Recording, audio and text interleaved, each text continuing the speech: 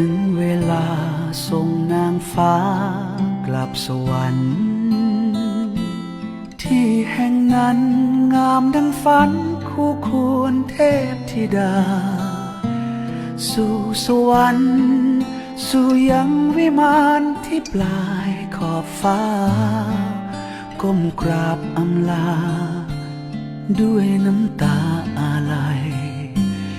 ท่านลงมาจากบนฟ้าจากสวรรค์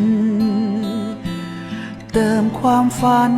ต่อชีวิตผู้คนทั้งไกลไกลสุดเหนื่อยล้า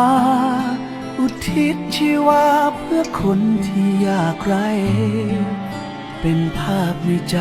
ไม่ลืมทุกอย่างที่ท่านทำจากวันนี้กลับสู่ฟ้าเดิม